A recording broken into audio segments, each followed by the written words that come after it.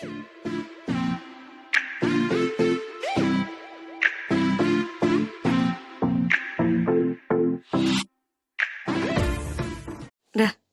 Sudah. Oke. Assalamualaikum warahmatullahi wabarakatuh.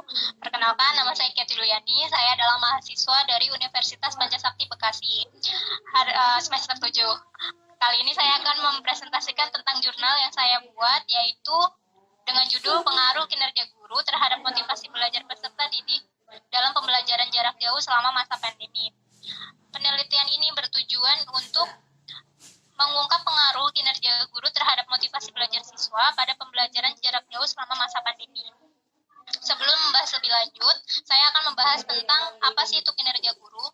Dalam UU nomor 14 tahun 2005 bab 1 pasal 1 menuliskan bahwa guru adalah pendidik profesional yang memiliki tugas utama untuk mendidik, mengajar, membimbing, mengarahkan, melatih, menilai, dan juga mengevaluasi peserta didik, baik itu pendidikan anak usia dini jalur pendidikan formal maupun pendidikan dasar dan pendidikan menengah. Bayer dan Reu dalam satu penelitian menyatakan bahwa kinerja adalah suatu yang menggambarkan tingkat pencapaian dalam penyelesaian pekerjaan seseorang. Sedangkan Lutans tahun 2005 berpendapat bahwa kinerja merupakan apa yang dilakukan atau tidak dilakukan oleh guru. Jadi dapat disimpulkan bahwa kinerja guru adalah kemampuan untuk melakukan pekerjaan atau tugas yang dimiliki guru dalam menyelesaikan suatu pekerjaannya, terutama dalam belajar mengajar.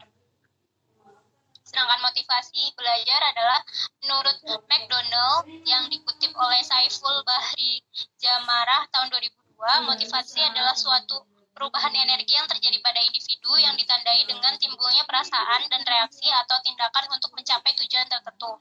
Sedangkan belajar menurut Slamento yang dikutip oleh Saiful Bahri Jamarah tahun 2002 adalah suatu proses usaha untuk mendapatkan perubahan pada tingkah laku. Dapat disimpulkan bahwa motivasi belajar adalah keseluruhan daya penggerak yang terletak di dalam diri peserta didik untuk memunculkan minat untuk melakukan kegiatan belajar, sehingga tujuan yang dihendaki oleh subjek belajar itu dapat dicapai. Alasan penelitian. Dalam meminimalisir penyebaran COVID-19, pemerintah Indonesia menerapkan aturan PSBB atau pembatasan sosial skala besar-besaran. Pemerintah Indonesia melakukan usaha pembatasan sosial ini dengan membatasi kegiatan di luar rumah seperti kegiatan pendidikan yang telah dilakukan secara online melalui pembelajaran jarak jauh terhitung dari tanggal 15 Maret 2020. Akan tetapi ada permasalahan yang dapat mengganggu proses PJJ, yaitu siswa memiliki motivasi belajar yang kurang ketika menjalankan PJJ. Metode penelitian yang saya pakai adalah menggunakan metode penelitian kuantitatif didukung data-data kuantitatif hasil angket dari responden. Data diolah menggunakan aplikasi SPSS 16. Pada penelitian ini menggunakan konstelasi penelitian X, yaitu kinerja guru sebagai kinerja guru dan Y sebagai motivasi belajar. Sedangkan populasi dalam penelitian ini adalah 53 peserta didik kelas 9 di SMP Negeri 20 Bekasi. Untuk hasil penelitian, pertama ada persamaan regresi.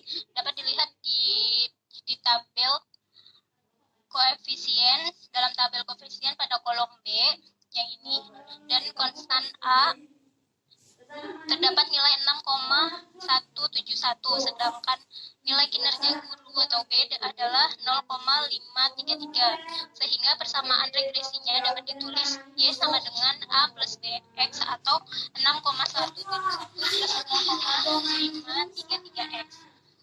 Dalam persamaan di atas dapat dijelaskan sebagai berikut.